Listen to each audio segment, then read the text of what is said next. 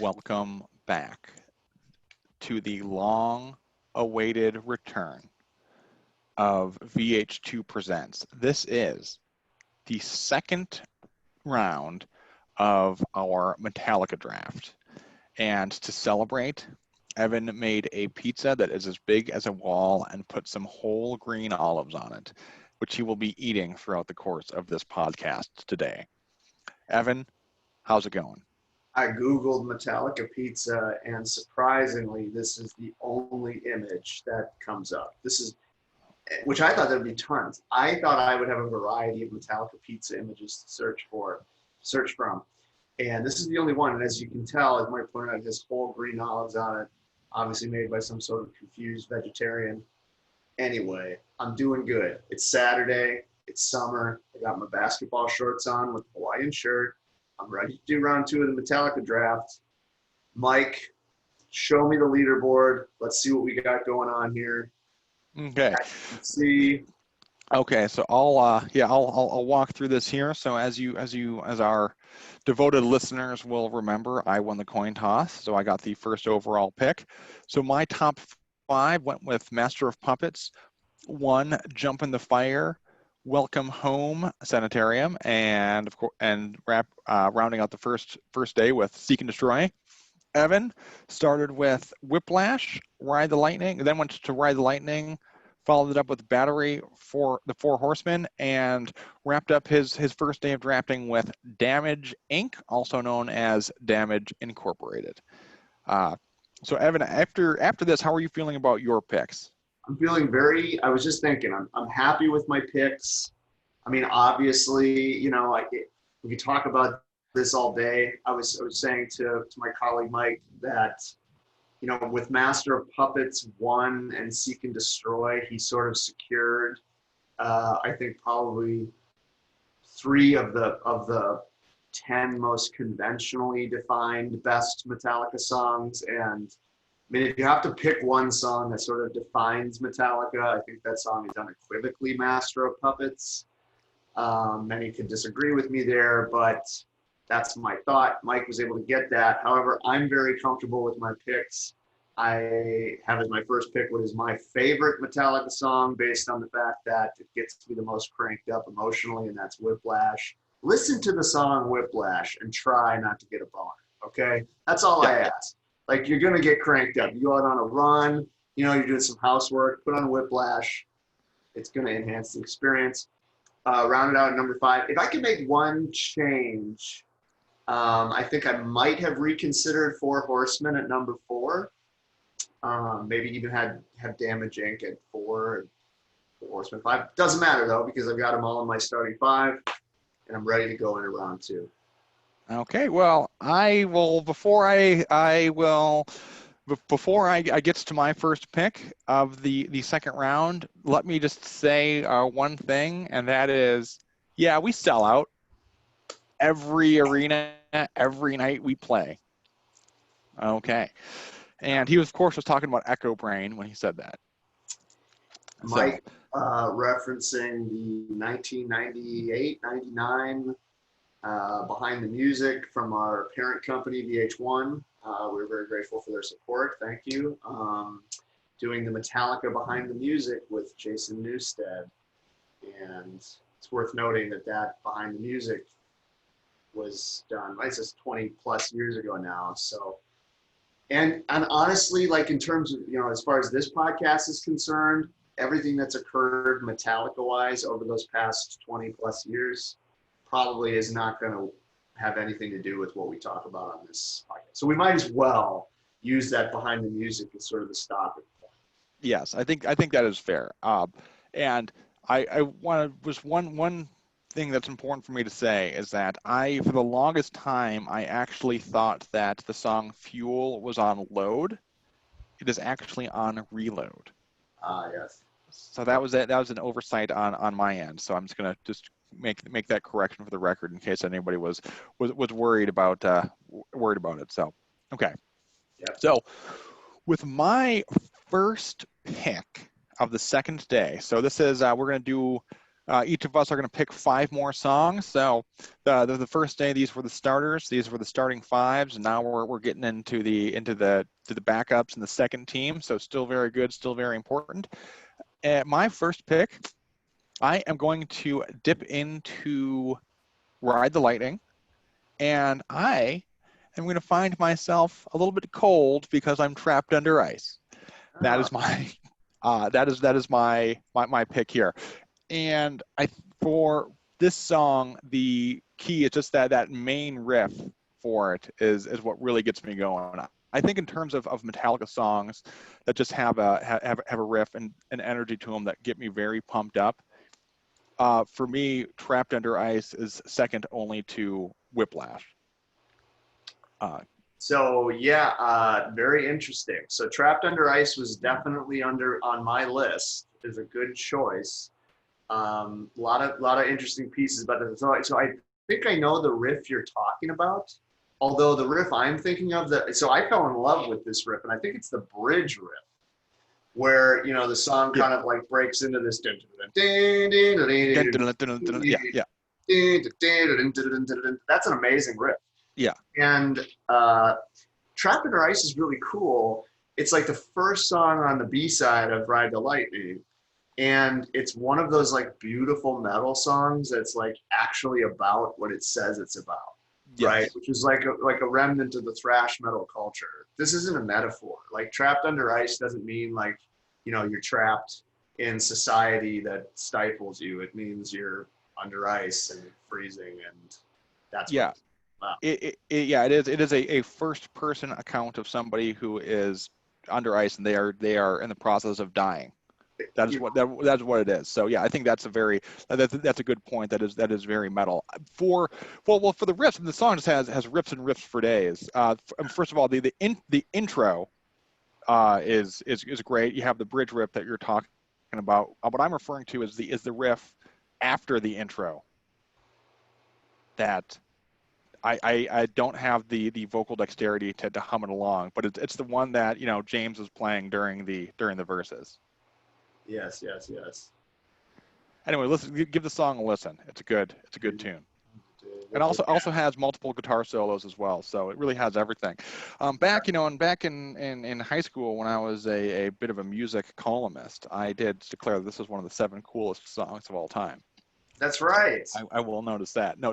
So my question then, so Mike and I wrote for the esteemed school magazine in high school. We were both authors, and Mike put out all kinds of great content back in those days. I think it was 2001, 2002. Mike did what he took to be the 10 coolest songs of all time. And seven coolest. the 7, that's right, because we were supposed to do lists of 7, right? So 7 coolest songs of all time. And Trapped Under Ice made it. So if Trapped Under Ice is one of the 7 coolest songs of all time, and there were no other Metallica songs on that list, why isn't it number 1 on your draft pick? Well, can remember that was the coolest songs of all time, not the best songs of all time. If you recall, I believe the number 1 coolest song of all time on there was Joe Satriani's "Surfing with the Alien," which, Obviously.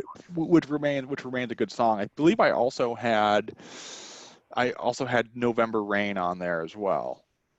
Sure. Too. But Yeah. okay, well that's my first pick of the second round. What do you have going on, Evan? What's your next selection? So I was a little afraid you were going to swipe my 6th pick, which is also off Ride the Lightning, and it is the crowd anthem "Creeping Death," with what I take to be one of the earliest and most powerful instantiations of what has become known as the breakdown in metal music.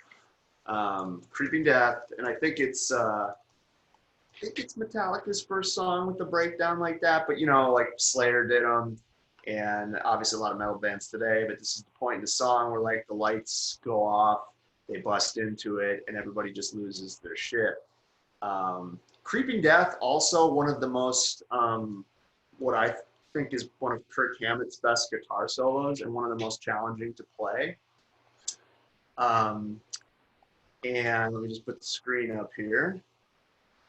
Definitely, number 2 track off Ride the Lightning. It's close with the title track Ride the Lightning, but Creeping Death, awesome song.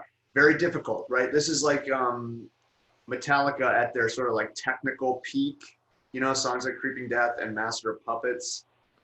In fact, those 2 tracks, probably the best guitar work on the part of both guitarists, because the main guitar solos on both those songs are probably, I think, Kirk's best solos, and some of the most difficult to play. Also, the main riffs played by James Hetfield are extremely difficult for most people to play, myself included.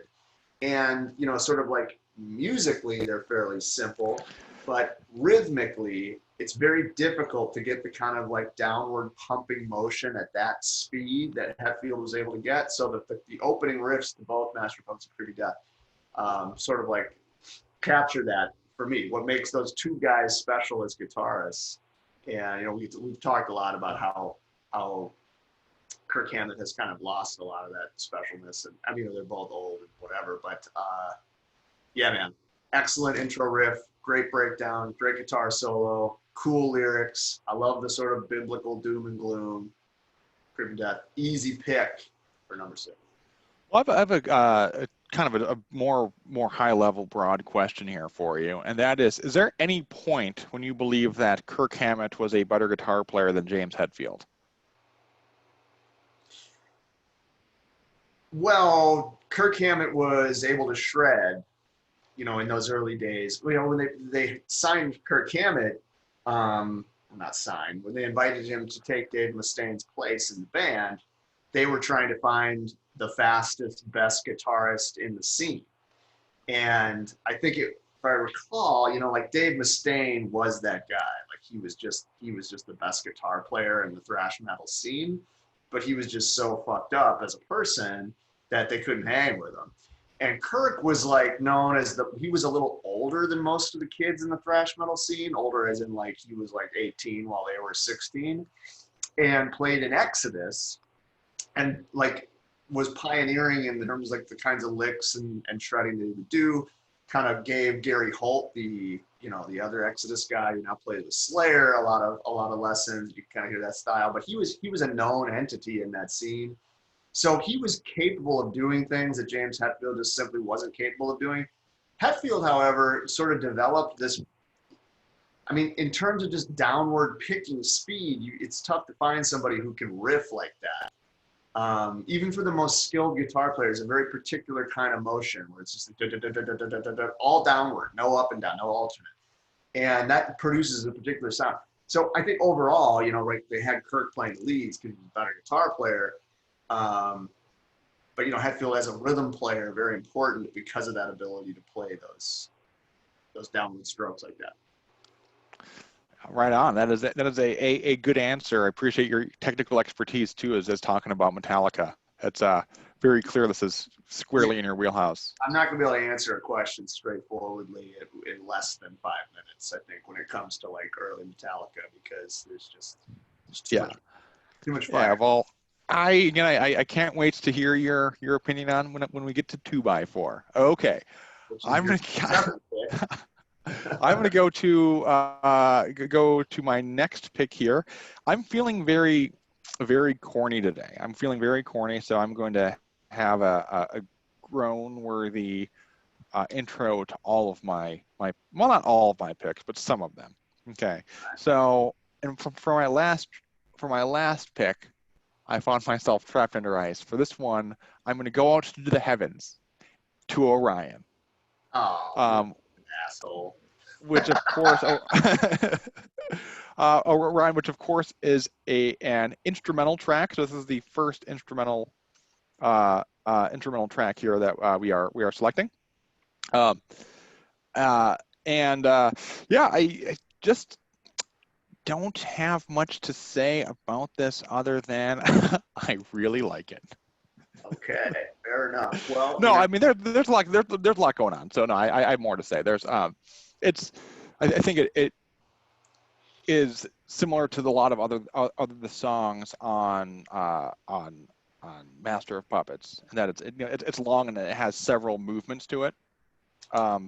like for example, when it slows down and you have the little bass interlude, before getting into additional guitar solos. I think it just as an instrumental piece, it's very much like a symphony, and it's just and I think too, just for in terms of the roster construction, I think it is nice to have an instrumental track, if you have one available, when you're putting together a playlist like we are here.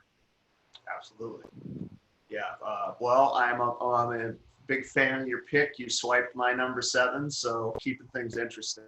We're duking it out here on the VH2 Metallica Draft Podcast. Again, if you're just tuning in, this is Evan and Mike, and we are 35 years old. Yeah, just turned 35 years old. So this would have been is that the age that they were for Reload? Well, let's see. James Hetfield was born in 1963, I believe. Yeah, so that would make him 57.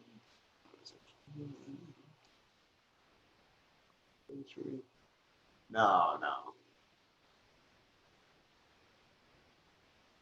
Yeah, but they're both. That was like garage days. Anyway, we're like the garage days 37 era. Yeah, we're garage days. Yeah, and as we're gonna take a quick. I just want to take a quick tangent here about garage days, about that song. I think what would you say their most famous garage days song was? Was that Turn the Page? Well, you're talking about Garage Inc. Garage Inc. I'm sorry. I don't know why I call it Garage Days. I'm like all of my Metallica fan cred is like going out the window with every word I say. The Garage Incorporated, but it's Turn the Page. Would you say that's like their most well-known song off of that album? I don't know, and I don't think any of your cred has gone out the window because I don't think Garage Inc. is a very important piece of music. Yeah. It certainly gained them a lot of, mainstream notoriety after the Load, Reload, whatever. Part of, their just extension of themselves into a more kind of classic rock sound. I remember, enjoying, rocking out to Turn the Page and Whiskey in the Jar. Mm-hmm. I don't know, probably Whiskey in the Jar would be the bigger one off that record. Cover of Thin Lizzy. But anyway, you were, Garage Days. There was a Garage Days EP and a Garage Days Revisit. Garage Days Revisited, Garage Days Revisited, which I actually have on vinyl. Okay. I'm a true collector.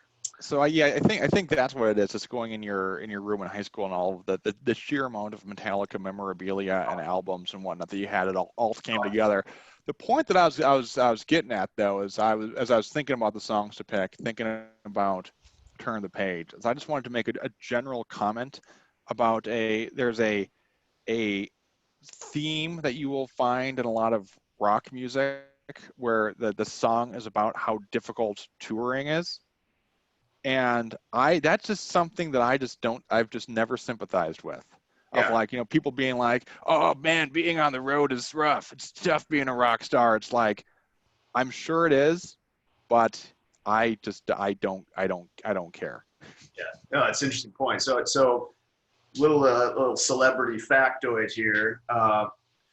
Your co-host, me, I actually have a brother who's a musician. I have 2 brothers. Yeah. Musician. And they both have some experience with touring, one much more than the other. And I talked to Nick about touring. He's toured a couple bands, Juxtote, Zilla Jesus, all that stuff. And he spent a good amount of time in this particular lifestyle that they're talking about with Turn the Page and whatever other touring song. Wherever I May Roam. Yeah. Which is, I would say, we'll see if it makes it on my top 50 in my draft, but that's the best song off of the Black Album. Yeah. I talked to them about it, and it's like, they tell me all the stories about, the food's bad, you don't get much sleep, everybody's smoking, and like things smell like piss and all that. And it's like, 2 things come to mind when Nick's telling me. I was like, wow, that sounds really cool and exciting, and I would never do it. In fact, we talked once about, because I'm a guitar player, like, would I be open to maybe like playing guitar on one of the tours. It's like, I mean, if I can have my own car and a nice hotel, I'll do it. But I would never do that. These people are willingly signing up for this shit. Okay, Yeah. not our fault. You want to be soaked in piss, but it's not some sort of like great rite of passage or. Right, and I think that's the key about those songs, which just does not resonate. It's like there's like for songs like "Turn the Page," and I think Journey had, what was their song, like what "Faithfully" I think was about it. I mean, Bon Jovi had was it Cowboy? Anyway, but No, I listen to Metallica. no, Dead or Alive. Dead or Alive was the Bon Jovi song. The but the whole, like, these big mega multi-millionaire rock bands talking about like how difficult it is being on the road, and like you said, the nobility of it. It's Yeah. just that I think that's a kind of an issue too, of like it's the messenger who's doing it, Yeah. is when you have like multi millionaires being like, this lifestyle that I knowingly signed up for, boy, it has its drawbacks. It's like, oh, I mean, I don't know. Anyway, You suck that my dick. You know what I mean? Like you yeah, play on stage and yeah. But yeah, that's like having millions of fans and being universally adored. Let me tell you, it's not. Again, not to say there aren't any challenges about it, but still. Anyway, that's my cranky tank. My cranky tank for the day. free Britney. That's all I have to say. Free Yeah. Britney. Okay. So on your pick, Orion, so I have a few things I wanted to say. This was gonna be my next pick. So you stole it from me, which is fine. It's the way the game is played. I do feel a little bit like I did when you in 10th grade English, quickly before me, volunteered yourself to be Duncan in the Macbeth reading aloud play. I don't know if you remember that, but I wanted to be Duncan, and you said it first. And Snooze, you lose. yeah, I did lose. Anyway, I had to settle for Banquo. Not the point. Orion, a very special song, right? In fact, they did a whole, well, I don't remember if it was like a festival or a tour called the Orion Festival in 2012 as a tribute to Cliff Burton, who wrote most of the song. And this was like really his baby, I guess. And interesting thing, like Cliff's influence on Metallica in those early records can't be understated, because their fate as a band was driven by this sort of large transition from like pure thrash and Kill 'Em All to more sort of complex orchestral sounding epic metal tracks that were 7, 8, 9 minutes long and had lots of classical sounding interludes. That's all Cliff.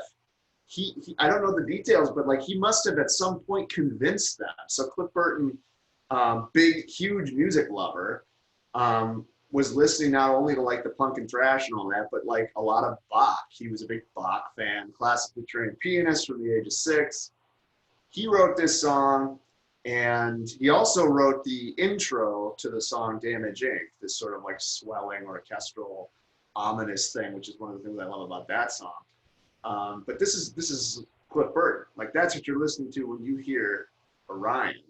And it is another thing I'll say, without a doubt, this is the Metallica song that I've listened to the most times. Like I've heard this song the most times, and I've played it on guitar the most times. So I love it. It's very, very special to me, and happy to see it show up so early. Sorry to lose out, but it's the way it is. Yeah. Well, I'll have to say, in terms of my board and picking them, like the one and two, my first and second picks, Master of Puppets and one, like those were locked into my top two.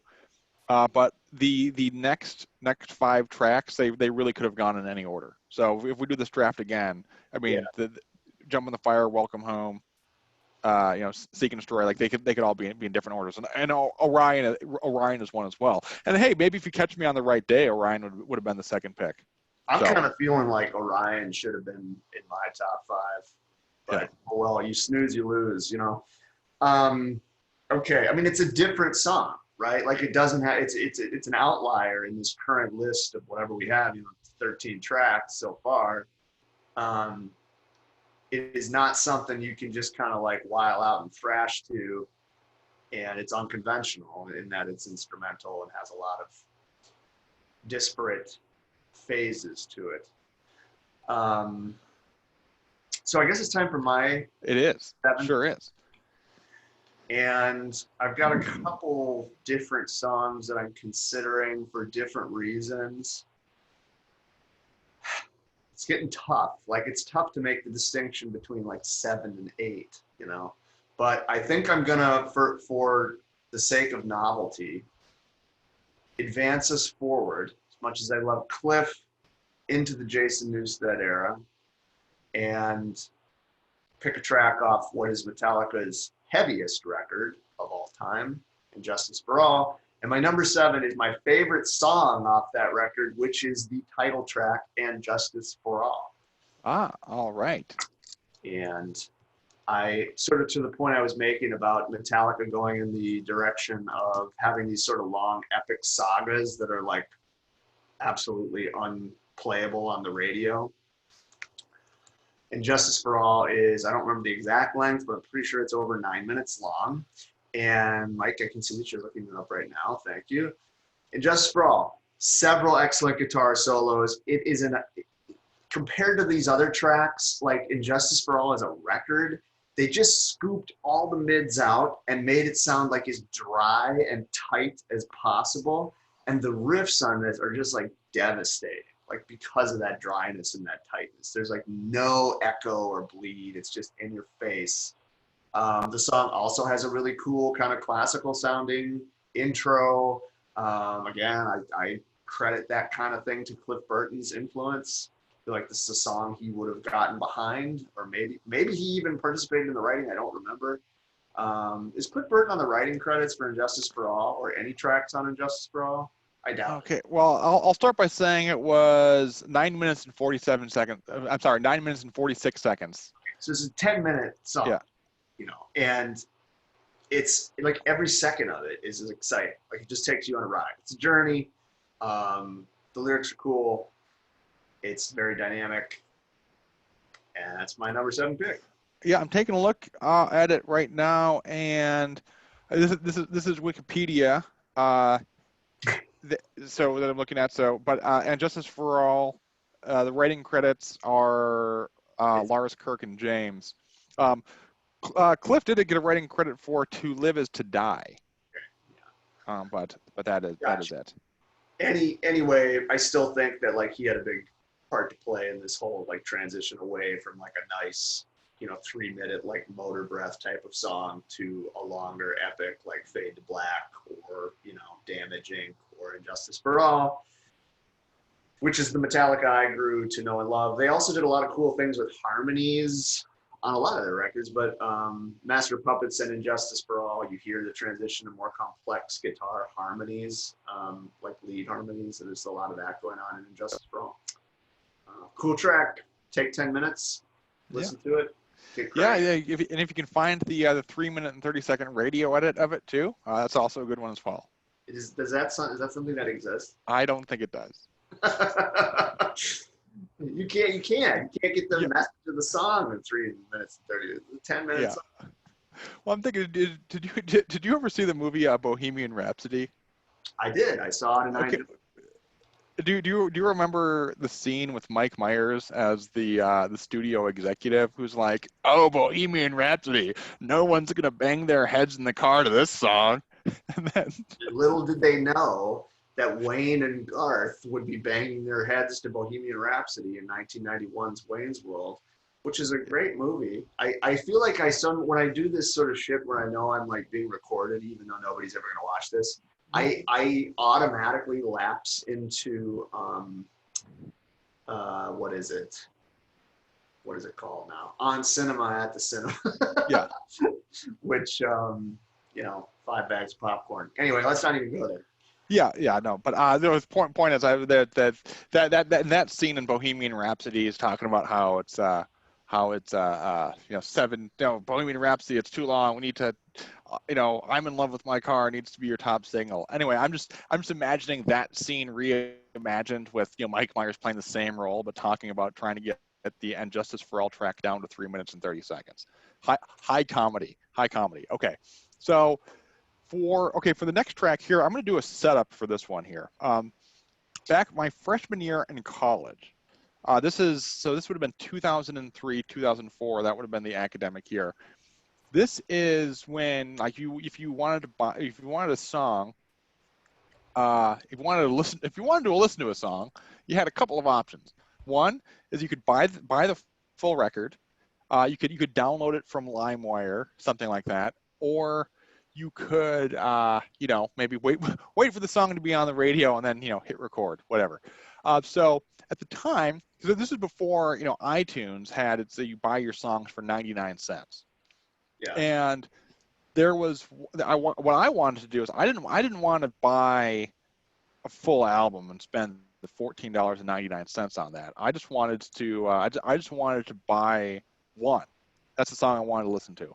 So I'm like, how about I just buy a single? How about I just buy a single instead? Because that was the idea. I was thinking the best option. You think of going to a Sam Goody in the mall, and sometimes you'll see a single on sale there for $4.99. I'm like, I'm gonna go online.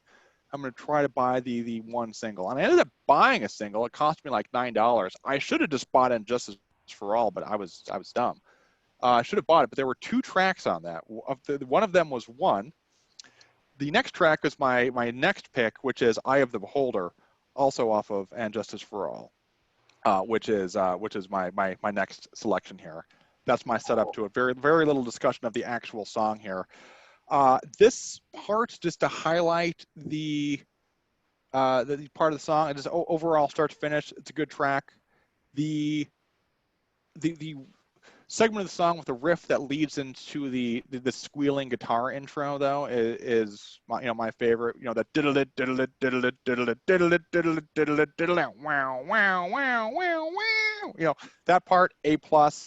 Good song start to finish, but that is what really elevates it to the next level, which is why I am making the selection here. Yeah, well, that's interesting. Back it up 1 second. So you went and bought the one single. That's right, online, yeah. They're on it. Do you still have that? So I don't think I do, because I had a book of CDs, and somewhere along the way when I moved from Racine to Seattle, somewhere on the way I lost it. I don't know if it fell out of my car when I was driving. So I remember having it in my car in Seattle, but maybe it just fell out, so it's somewhere in Wyoming or South Dakota or something. But somewhere along the way I lost it.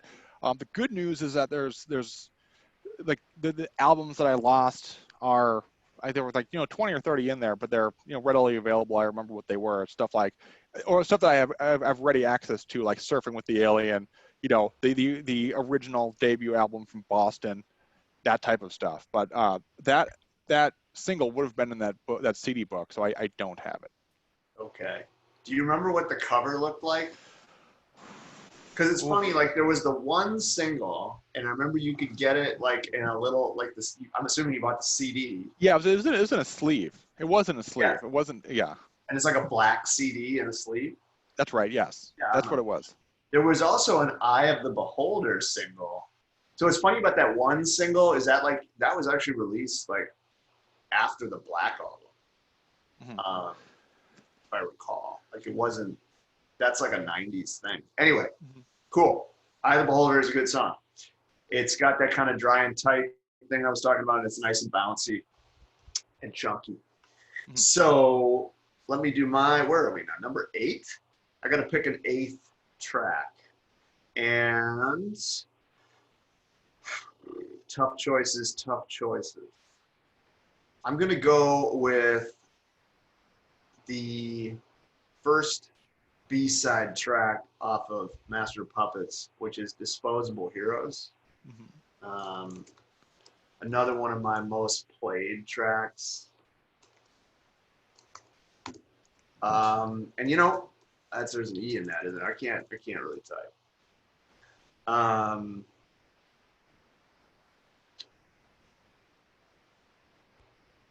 Disposable Heroes. So yeah, it's the first track off the B-side. Master Puppets, fantastic opening riff. Again, you're going to hear that like James Hetfield, like punching the guitar sound.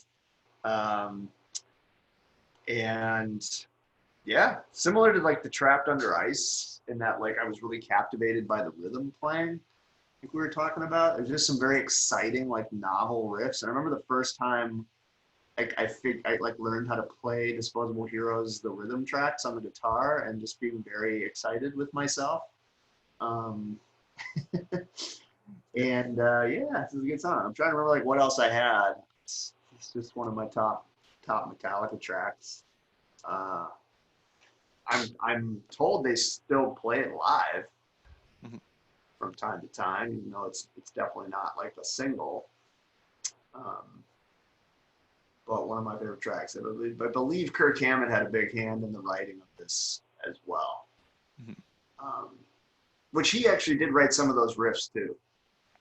You know, they both had that quick-handed rhythm playing. It was a sort of a joke or a rumor that at the time that they were so fast with that downward motion because of you know what. You know, they spent Oh, a lot of time oh, strengthening. yeah, that is that's a novel joke, I will say too. Yeah, it is. Whoever thought of that was real My creative. favorite jokes are like masturbation, bathroom stuff, farts. Yeah. That's all I care about. Yeah, at some point, I guess there doesn't need to be. Well, I guess this could be a separate podcast if we want to talk about it. But has comedy ever really truly evolved? I feel it is really all just like all of what you mentioned is really the heart of Yeah, comedy. it doesn't matter. Yeah. Um, Speaking, yeah, it's like what was it? Like Dumb and Dumber, like the Jeff Daniels toilet scene. One Yeah. of the best scenes of all time. Yeah, and then of course, the toilet's broken. So I was just anyway, good movie there. All right, so I guess I can go on to my next pick. So my next pick, I can't believe it hasn't been selected yet. I'm looking at the board just to confirm that my eyes are not deceiving me. But I am also going to just as Joe Satriani surfed with the alien, I'm going to ride the lightning here, and I'm going to go with Fade to Black with my next selection. You're right on my heels, man. Yeah. So see, this is what happens when I win the toss. Because if you, of course, won it with the Aussie draft, Fade to Black. The For me, the first thing that comes to mind that final guitar solo. I think it's just great. Very melodic and just a solid solo, which is what drew me into the song to begin with. Just very smooth and epic way to finish the track, and also just like as as if you have that poster about Metallica being the captains of crunch, very much applies to this one too, where they just have a lot of great riffs in that song as well. Yeah, it's an So just extremely important Metallica song. The yeah. first Metallica lead I learned to play was the intro solo to Fade to Black. It's probably one of the easier if you're a beginning guitarist, want to get into lead playing. Kirk Hammett's intro solo at the beginning of Fade to Black, great first thing to take on.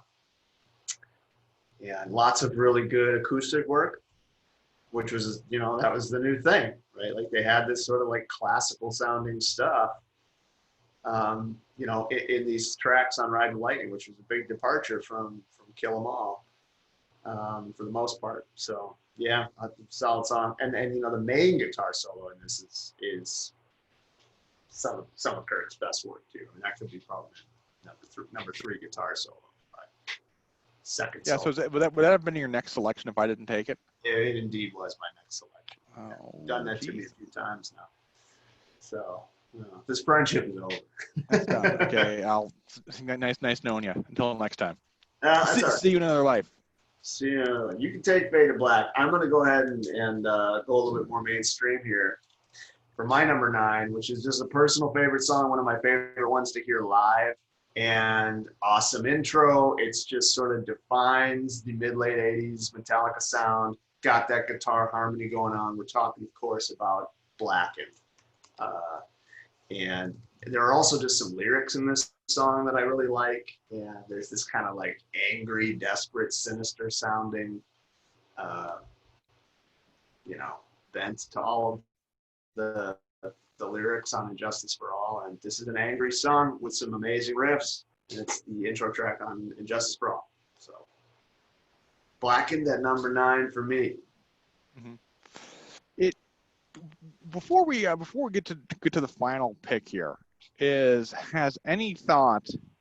Well, so before we get to the final pick, I want to have a discussion about the song Enter Sandman, and because the comparison I want to draw here is with Crazy Train, because in my thought process here is that with I'll just speak for myself here. When I think of Ozzy, like the most popular song I think of with Ozzy is Crazy Train.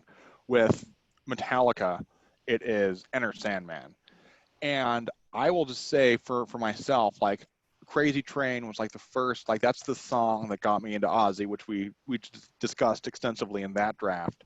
But I will say that Enter Sandman is never a song that I've like really truly like got excited about. I think it's a good song. Comes on the radio, I'll listen to it, but it's never a song that I've like I want to listen to a song, and that song is Enter Sandman, so I'd go and seek it out. And I just want my I guess the question I want to I'm going to bring this up because I'm guessing that Enter Sandman is not going to be chosen by either of us, but it is such an iconic Metallica track, which I wanted to give you a chance just to talk about like Enter Sandman with you and like what your thoughts are on it, and you know Yeah. how you feel about it as a song. So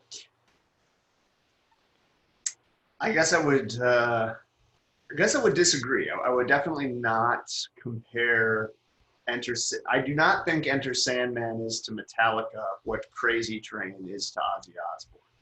And I guess I'll say why.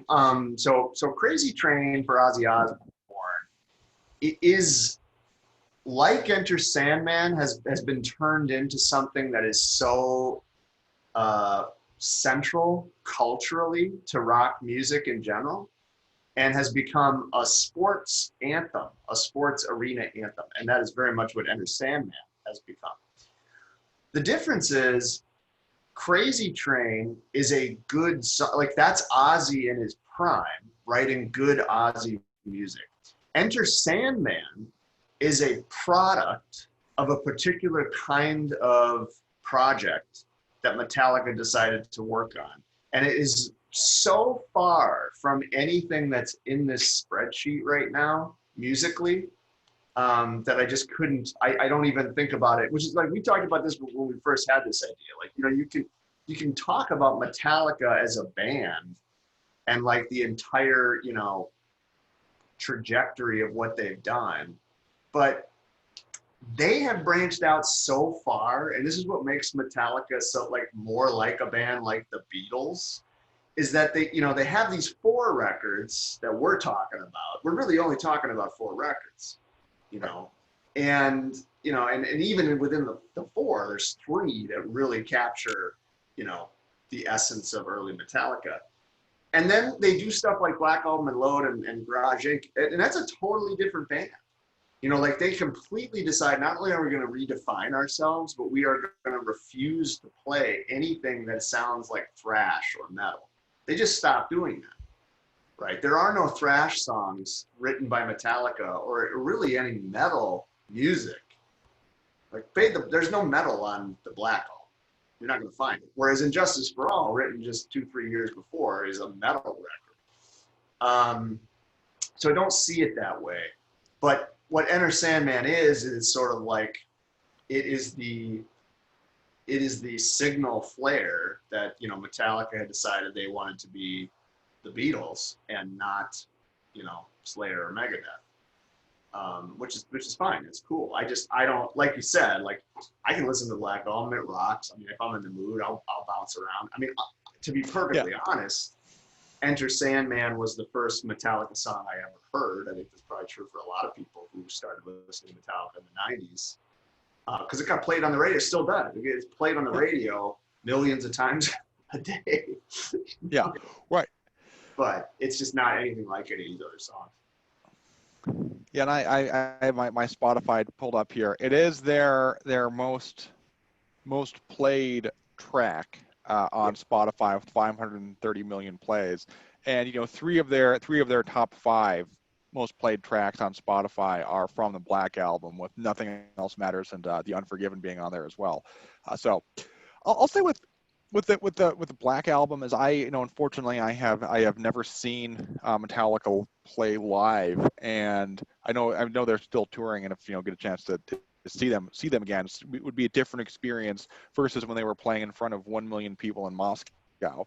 But I feel like my sentiment with the Black Album, and you can correct me if I'm wrong here on this, is that like the songs I truly love are like what's on the spreadsheet here. But I would imagine that if you go to a show and like they're playing Master of Puppets, they're playing Creeping Death, they're playing Four Horsemen and whatnot, I feel like those the Black Album songs are just like right at home if you're seeing them in a big arena. Like I'm sure like if I was going to see Metallica and like they opened or they had an encore, which was Enter Sandman, I feel like in that setting I would lose my mind. Like if a song comes on the radio, I'm like, okay, whatever, Enter Sandman. But I bet like seeing that live in an arena is just a completely different experience. Yeah, it's built for an arena. You Mm-hmm. know, it's a carefully constructed song for Yeah. that kind of purpose. I lose my shit when I hear stuff like I remember, I can't remember if it was like the third or fourth time I saw them, but they opened with the song "Fight Fire with Fire," Mm-hmm. which is like, I don't know, it just activates such a deep longing for this Cliff Burton Metallica. You know, I also will say I'm a Metallica fan who feels very strongly that like I don't think Cliff Burton would have let the band go in the direction they did after Injustice for All. Mm-hmm. I don't think he wouldn't have. If they did go in that direction, I don't think he would have played on Black Hole. I really don't. I think if he would have stayed with the band, you would have saw they never would have gotten this big, and you would have saw more work like Ride the Lightning and Master Puppets. We see more of these longer, drawn out Yeah. songs, and they would be talked about like in the same camp as bands like, I don't know, maybe, well, I don't want to say that. They wouldn't have got to the Led Zeppelin Beatles stage, and that's fine. But speaking of Fight Fire with Fire, Yeah. I'm actually going to go ahead and make that my 10th pick, even though it's not my turn. But I just want to reserve want to reserve it. Yeah, well, Um, it's funny. It's funny that you say that, Evan, because after I'm looking at my board here. Listen, you owe me. This is a birthday present from me to you, because it is my pick. I was looking at my board, and I did have Fight Fire and Fire are you in serious? mind, because no, I did. Well, let me listen. This is a birthday present for you, so this will end well for you. Is I was looking at my board, and with Fight Fire with Fire, and I know that I've said this before in previous podcasts. I just think that's the opening track off of Ride the Lightning. I think it's a great opening track. I Yeah. just imagine the experience of somebody who's a huge Metallica fan, loved Kill 'Em All, and they buy the Ride the Lightning album, put it on, and that's the first track, and just like how euphoric that must have been. I was thinking that if I'm putting together a playlist, if I were to draft Fight Fire with Fire, I would put that as the opening track just for the rest of them, because it's just a great song, great intro, gets you going. However, for that was the thought, but looking at my five here, where I'm a bit imbalanced, especially for this round of picks, is I don't have anything off of Kill 'Em All, and I so that's what's missing. So my pick, Fight Fire with Fire, that's going to be available for you for this one. I'm going to go with Metal Militia. Um, That's a good one, man. uh, Good pick. Good pick. and that, yeah. Go ahead. And that's a threat. I mean, again, nothing compares to Whiplash, but I think that Metal Militia gives you some good Whiplash vibes. Just a good overall thrash track. And I mean, just as Fight Fire with Fire is a good opening track, Metal Militia is a good way to close out Kill 'Em All. And that's what I'm going to do to close out my second round of picks here. Okay, look, we got a good second round here. Very Ride the Lightning heavy. Now, as you just witnessed, I made a little, that's Corona for you. Made a little faux pas, or as we like to say in the business, a foul pow. Foul pow, man. I usurped Mike, even though it was his turn. But he generously, since, you know, we're best buds, we're only 3 days apart in age, we just celebrated a joint birthday. He's going to give me his pick, so I get Fight Fire with Fire. Love both these songs. Metal Militia was definitely on my list of songs to pick for the overall team. I wasn't sure where it would end up in the draft, but one of my favorite songs, I'll Kill 'Em All. Just to get back to what you were saying about Fight Fire with Fire, it is almost like the perfect intro song. And it again, like, I feel like there's a theme for like my picks. It's the Cliff Burton classical influence, and the intro to that song actually was written and played on the record on guitar by Cliff Burton.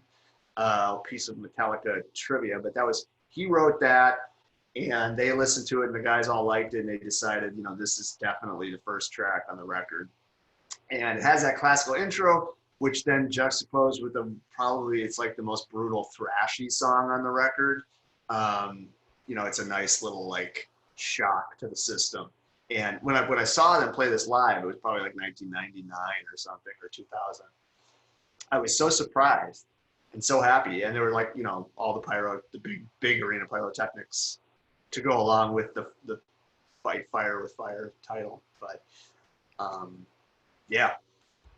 And Metal Militia, I mean, comes right after Seek and Destroy and closes out Kill 'Em All. Mm-hmm. It's just a kick-ass song, man. It's like 19-year-old thrash angst. Yeah, so Flying V's, split pants. yeah, I will say I think I like the teams that we have here, and I am looking forward to seeing what our loyal listeners will have to say, what comments they have, what picks they may have made, or if they're surprised of anything that's not on here. I am looking forward to the next round, because I think that once you get into the specialists, I think that's where you can get a little creative and maybe dig a little deeper in with what you're taking. So I'm interested to see what's going to come out of that. I can tell you there are probably a few tracks that I'm going to pick for my next round that are nowhere on your radar screen, Evan. So I look forward to that. Good. I'm hoping to see some stuff, you know, post Injustice for All.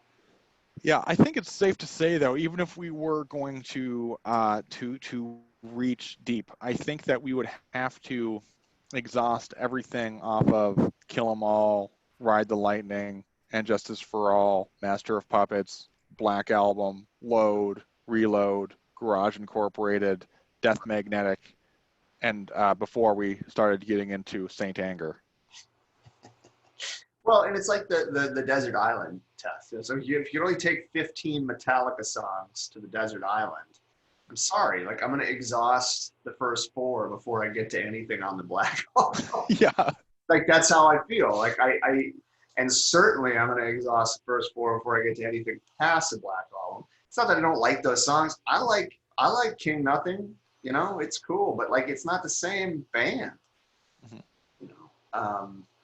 Well, so is there any chance that for the next picks that you'll be taking anything beyond Injustice for All? Not for me, unless. No, yeah, not for me. Like I said, there may be some hope for Wherever I May Roam off of the Black Album. And again, I love that record. Don't get me wrong. It's just, we're not talking about the same thing. It's like, you know, I'm trying to think of an analogy. You know, it's tough. You know, it's like you're doing this for AC/DC, right? And you're looking at things like post Stiff Upper Lip, Mm-hmm. or like even the record Stiff Upper Lip. Are you going to take anything off Stiff Upper Lip before you take everything off of Highway to Hell and Back in Black and all that? That's a good way of putting it. But Stiff Upper Lip rocks. I was Mhm. happy to see them on that tour, and I listened to the record. Yeah, I mean exactly. It's like I would think that it's like with Van Halen, you're going to exhaust everything off of OU 812 before you even think about getting to the debut album. Yeah, right. Actually, Van Halen is another good example. Like, I like 5150. Oh, wait, basically I like Van Hagar, but I'm Yeah, not taking Van Hagar over like the top 15 DLR Van Halen songs because it just yeah, yeah, and then yeah. Which I think I've asked this before. Well, you're kind of rambling on here, but there is one Gary Sharon track which I might put on just because I think it's so hilariously. It's just a funny song, and that is One I Want off of Van Halen 3. whoa, But give it for that the Halen draft, buddy.